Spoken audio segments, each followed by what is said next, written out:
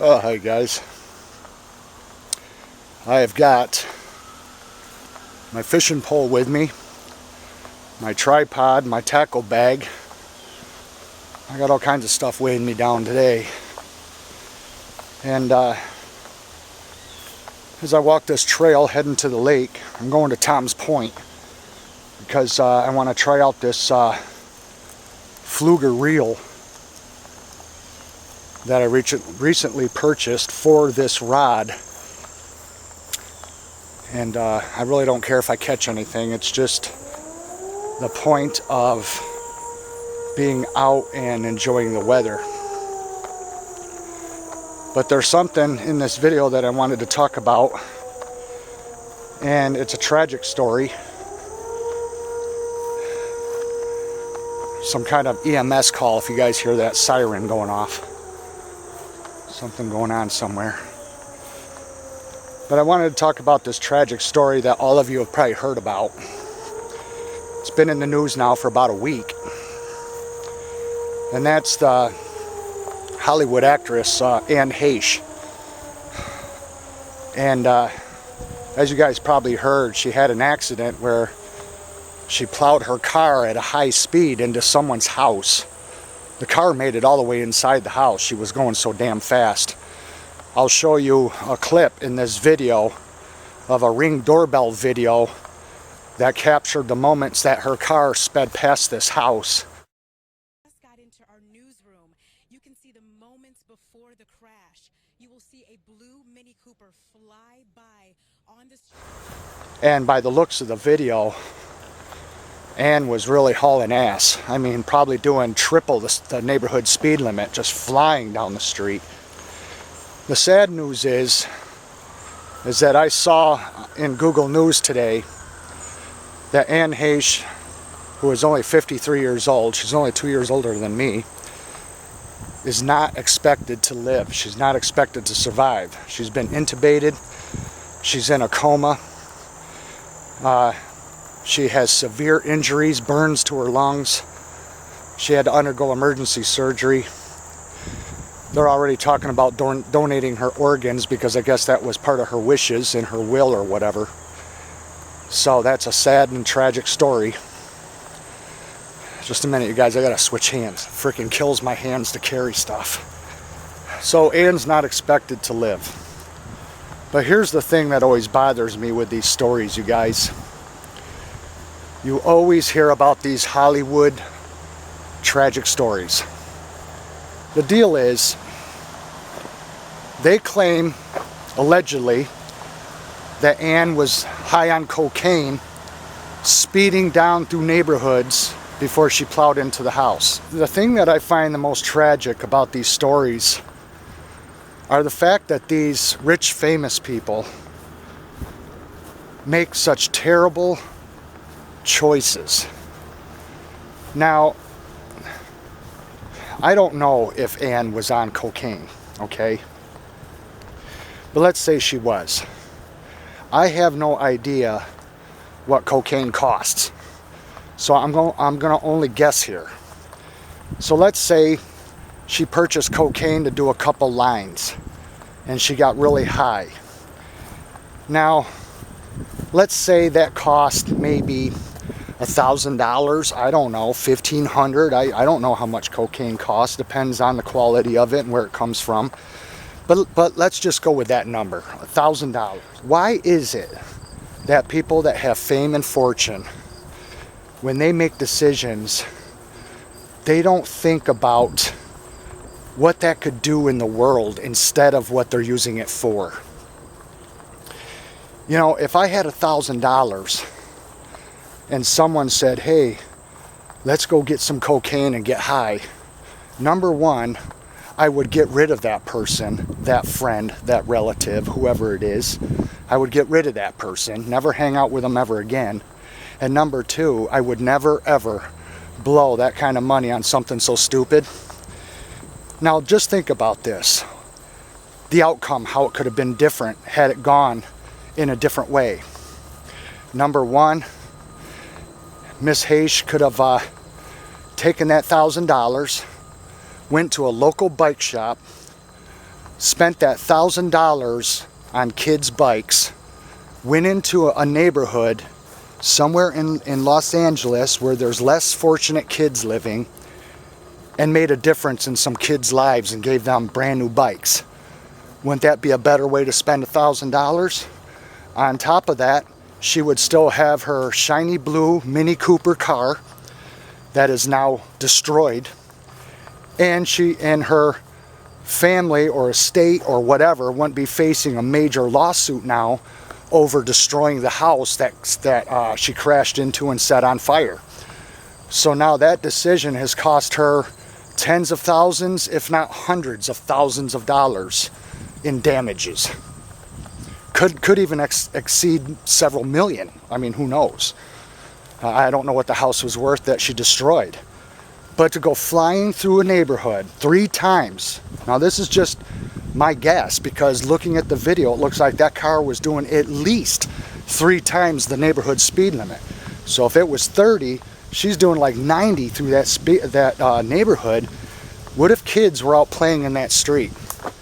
What if someone's grandma was crossing that street? That is very irresponsible and reckless. And the fact that she would even do something like that, I basically lost all respect for her. I wish her well. I hope she recovers, but it doesn't sound like she's gonna. And it could end up costing her her life over that one decision to buy cocaine and to get high and drive. But why is it? Why do so many of these Hollywood rich, famous people make decisions that are so tragic? I gotta change hands again, you guys. Boy, it freaking kills me to carry stuff in, but I do it.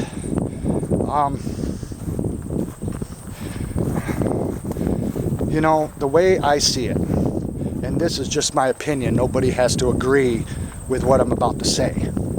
But when I look at things like this house here behind me, things like that, when I look at what people acquire in their life, I look at it as a blessing. I believe God blesses us all in different ways. And somebody that becomes rich and famous, I believe is a blessing. And how that person treats that blessing sometimes blows my mind. To me, and this is just my opinion, to me, the way God blessed Miss Haish with her fame and fortune, and then that's what she does with it, to me is like a slap in the face to God. To be so reckless, so careless, and inconsiderate, and do what she did. That's how you treat a blessing from God? When He's given you all that wealth, all your luxuries, your lifestyle, and that's what you do with it? It's just absolutely absurd and crazy. That's just my opinion, though. I gotta shift this bag. You know, if I was rich and famous, the hell with the Mini Cooper, the hell with the mansion, the hell with the expensive drugs, all the stupid things the rich people do and buy. I'd want to help poor people, unfortunate kids that didn't have a good life, didn't have a good upbringing.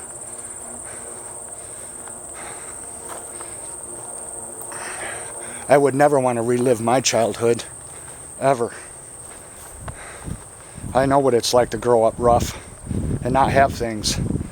And I would want to help kids and people that don't have much in their life and make a difference and feel good doing it. And you know, helping others would give you more of a high and a good feeling than any drug could ever do, by helping those that need it. Why these rich people don't do stuff like that, why they don't make those decisions. I'm not saying they all don't, because there's a lot of rich people out there that do a lot of good in the world.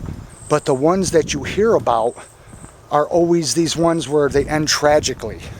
They end tragically because of their decisions. And when you have all that kind of power and that money, you wouldn't even have to do it yourself. You could call your agent and say, go out and buy me 50 bikes, brand new bikes of all sizes for kids, both boys and girls. And let's load them in a truck and let's go deliver them in bad neighborhoods to kids that can't afford bikes. Their parents can't afford them.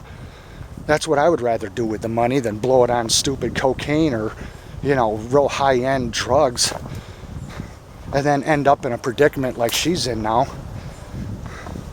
Now her whole life is gone. Gone, destroyed, ruined because of those choices. I don't understand it, you guys. You know, I'm so poor I can barely afford to pay attention. But at least when I have a few extra bucks, when I'm at the gas station, I'll give it to a stranger. I'll be like, here, you know, here's an extra 10, here's another 20 to put gas in your vehicle. Here's some money just because. Or I'll tip someone at the drive-through window just because I want to make their day. And I can't even really afford to do it, but I do it anyway. I do it anyway. Because I'm trying to show God that I appreciate the life He's given me. I mean, look, I got a beautiful sunny day to come back here on this gorgeous trail. There's no one here. I'm here all by myself. And I'm going down to fish the lake, and I don't even care if I catch a fish. It's the point of just enjoying the gift that God gave me of nature around me. You know, the warm weather, the scenery on the lake of the passing boats. I mean, all this stuff is priceless. Money can't buy this, you know. But the people that do have lots and lots of money, you know, tens of millions of dollars from their careers, and then they blow it on stupid stuff and get themselves in trouble or get themselves killed over dumb decisions. Why do they do that? Why? Why do so many of them do that? Why is it they don't think more like I'm thinking of helping people and stuff like that? Why do so few ever get it? Why do so few ever understand the blessings they have in their life and why they can't see the blessings they have in their life? I will never understand it.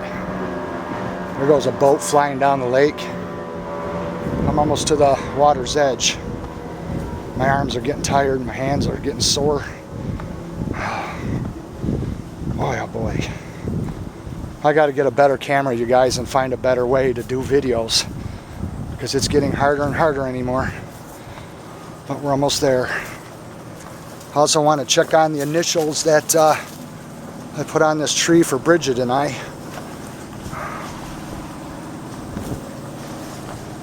Ah, yes, here we are. Here we are. And there they are. Not as bright as they were, but they're still here. Old Chris Craft out there, lots of boats. But I'm going to set up right here. Try out this Fluger reel on this trout rod.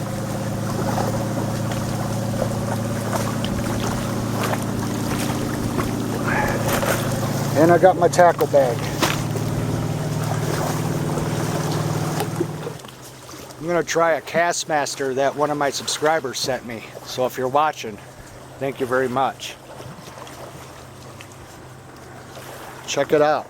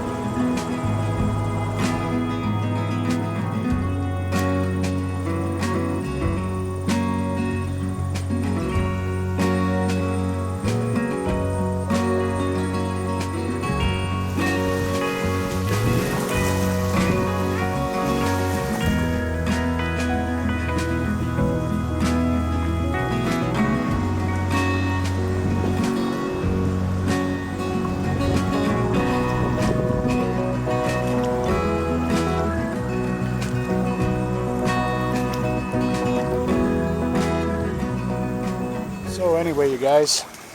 It's just been nice to spend time here at Tom's Point. Doesn't matter if I catch anything or not. That's not what it's about. It's just about being out in nature and enjoying the warm breezes and the boats going by and the sound of the waves crashing in here, and just enjoying life. You know, couldn't ask for a more beautiful day than to be here at Tom's Point. It's so beautiful here in the shade. There's a nice fire pit over here. I really wish this was my backyard. It's so beautiful here. But I'm glad that it's just right down the street from my house and I can come here and enjoy it anytime I want. It really is a shame that people really pay such the ultimate consequence for a bad decision, but you just want to stay away from making those bad decisions to begin with. Live a full and wonderful life and find the beauty in life without being hopped up on drugs and alcohol. Life is to be enjoyed sober and not taken for granted, and give thanks every day for the blessings that God enriches your life with, no matter how big or small. Just being here today is a blessing. Being alive and feeling good today. Watching the boats go by, feeling the sun on my skin, listening to the birds as they fly over the water. It's those special things like that, you guys, are priceless.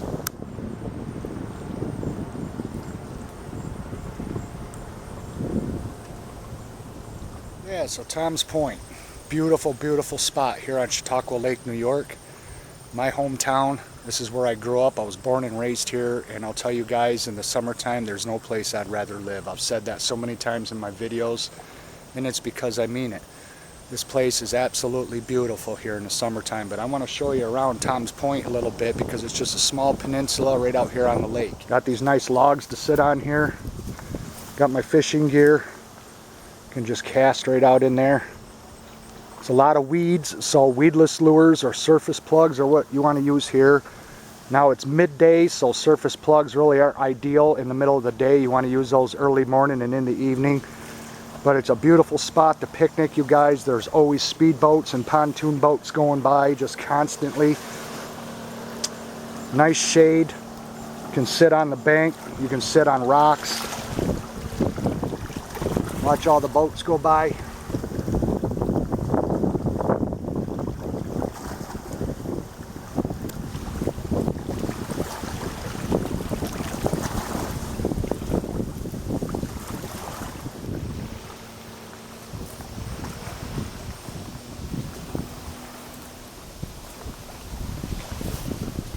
The garbage that was left here has been all picked up and taken out for the fire pit here. Right over here on the other side where the logs are, you come around, got this little spot to step out on right here. And that's where I put mine and Bridget's initials in this tree. It's really darkened up. Maybe at another time I'll come back with some paint and I'll paint those letters to seal the tree so it doesn't hurt it any.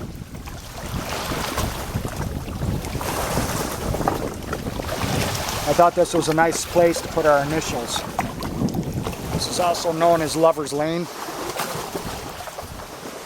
And then there's a little trail. That's the trail that leads out of here. And then there's a little trail that goes right here and ends at the water. There's a little open spot right here with grapes growing wild. A lot of invasive, non-native bamboo. Don't like this stuff because it's invasive. But then right here is the shore of the lake. Goes around the bend and it continues north all the way to Mayville. This is a big lake, you guys, 17 miles long. Long Point Marina over on the other side. There's lots of marinas on this lake. Very good fishing. Lots of all your game fish are here. Your trout, your bass, your rock bass, pike, muskellunge, sunfish, you name it. I'll go back over here and I'll show you the machine that they use to harvest the weeds off of this lake, because this lake is pretty weedy, and I'm going to show you right now the machine that they use to collect the weeds on the lake.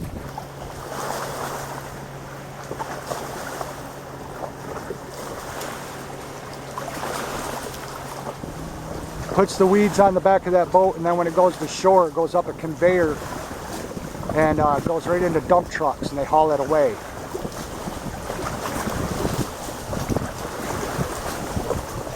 That's a weed harvesting machine. We have many of them on our lake. Pretty cool.